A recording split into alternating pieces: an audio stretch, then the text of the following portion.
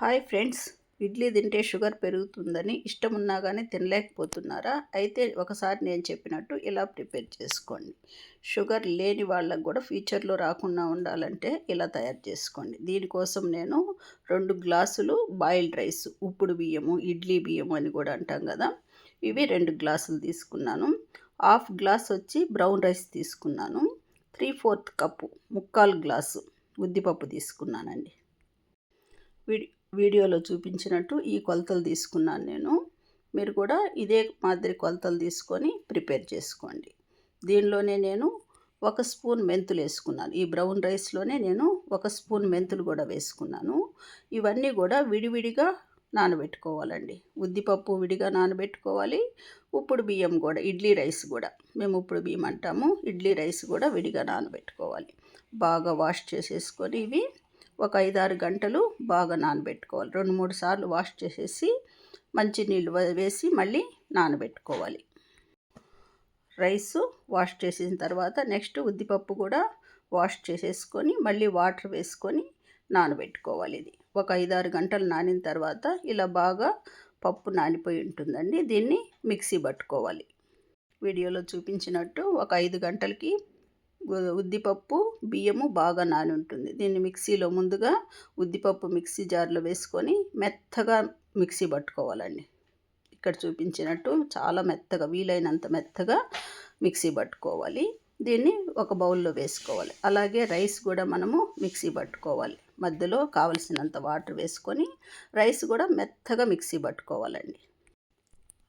అవసరమైతే మధ్యలో కొంచెం వాటర్ వేసుకొని 2 టైమ్స్ నేను మిక్సీ పట్టుకున్నానండి. దీన్ని ఒకసారి మిక్సీ పట్టుకున్నాను, రైస్ 2 టైమ్స్గా మిక్సీ పట్టుకున్నాను. మెత్తగా మిక్సీ పట్టుకొని బౌల్లో వేసుకోవాలండి. పిండినంతా కూడా మళ్ళీ ఒకసారి బాగా కలిపేసి మూత పెట్టేసి 12 అవర్స్ ఫర్మెంటేషన్ కావాలండి పిండి. నెక్స్ట్ డే మూత తీసి చూస్తే ఇలా బాగా పిండి పొంగి ఉంటుందండి. దీనిలో 1/4 స్పూన్ సోడా వేసి తగినంత సాల్ట్ కూడా పిండిలో వేసుకొని ఇదంతా కూడా పిండిలో బాగా మిక్స్ చేసుకోవాలండి. బేకింగ్ సోడా, పిండికి సరిపడా సాల్ట్ వేసుకున్నాం కదా, అదంతా కూడా బాగా పిండిలో మిక్స్ అయ్యేలాగా కలుపుకోవాలండి. ఇలా అంతా బాగా మిక్స్ చేసుకోవాలి. మిక్స్ చేసుకున్న తర్వాత ఈ పిండిలో నుంచి కొంత పిండిని తీసి పక్కన వేరొక బౌల్లోకి వేసుకోవాలండి. ఇలా వేరొక బౌల్లోకి వేసుకోవాలి. మిగిలిన పిండిలో మనము నేను 2 స్పూన్లు మెంతులు నానబెట్టుకున్నానండి. ఆ మెంతులు బాగా నానిపోయి ఉంటాయి. ఆ వాటర్తో సహా మనము ఈ పిండిలో మిక్స్ చేసుకోవాలండి. ఈ మెంతులు బాగా నాని ఉంటాయి నైట్కి. పిండిలో బాగా మిక్స్ అయ్యేట్టుగా కలుపుకోవాలి. ఇడ్లీ గిన్నెలకి ఆయిల్ రాసుకొని మనము పిండిని ఈ ఇడ్లీ గిన్నెలకు వేసుకొని కుక్ చేసుకోవాలండి.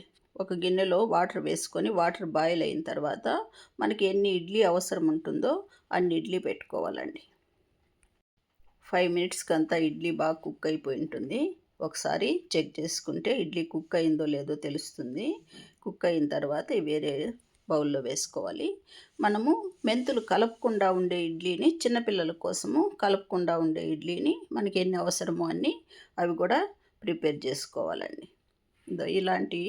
ఇవి మెంతులు కలపకుండా ఉండే ఇడ్లీ అండి. ఇది పిల్లల కోసము. పిల్లలకి పెట్టే ఇడ్లీ మెంతులు కలపకూడదండి.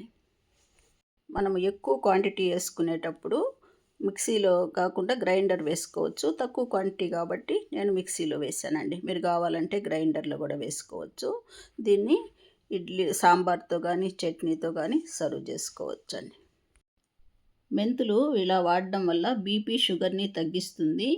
పేగులను కూడా శుభ్రపరిచి మలబద్ధకం లేకుండా చేస్తుంది. రక్తంలో చక్కెర స్థాయిని బాగా తగ్గిస్తుందండి. నెక్స్ట్ డే కూడా మళ్ళీ నేను చట్నీ చేసుకున్నానండి. నెక్స్ట్ డే కూడా మళ్ళీ ఇడ్లీ పెట్టుకోవచ్చు. మెంతులు చాలా తగ్గిపోయి ఉంటాయి. మళ్ళీ కావాలంటే కూడా కొంచెం వేసుకోవచ్చు. ఒక 1/2 స్పూన్ నానబెట్టి, నైట్ నానబెట్టి పొద్దునకి మిక్స్ చేసుకోవచ్చు. నెక్స్ట్ డే కొంచెం లైట్గా ఉండే ఇడ్లీలో మెంతులు కావాలంటే మనము ఇంకొంచెం యాడ్ చేసుకోవచ్చు. నైటే నానబెట్టుకోవాలి. మెంతులు రక్తంలో చక్కెర స్థాయిని అదుపులో ఉంచడమే కాకుండా కొలెస్ట్రాల్ను కూడా తగ్గిస్తుందండి. షుగర్ని తగ్గిస్తుంది, బీపీని తగ్గిస్తుంది. దీనికి చట్నీనే కాకుండా నేను కారం కూడా ఇట్లా చేస్తానండి. దీనికి కావాల్సిన ఆనియను, టమోటో, కరివేపాకు, ఎండుమిర్చి, కొబ్బరి ఇవన్నీ వేసుకొని మిక్సీ పట్టుకుంటాను. దీన్ని ఇలా చేసుకుంటే కూడా బీపీ, షుగరు, కరివేపాకు ఇలా వాడడం వల్ల బీపీ, షుగర్లు కూడా తగ్గుతాయండి. కరివేపాకు కూడా డయాబెటిక్ని తగ్గించే గుణం ఉంది. విటమిన్ ఏ కూడా దీనిలో అధికంగా ఉంటుందండి. మీరు ఇలా ఒకసారి ప్రిపేర్ చేసుకొని మీకు ఎలా నచ్చిందో లేదో ఒకసారి కామెంట్లో తెలియజేయండి. కరివేపాకుని ఇలా కూరల్లో వాడుకొని తినేదానికి వీలుగా ఉంటుందండి. డైరెక్ట్గా తినాలంటే తినలేము. Thank you for watching.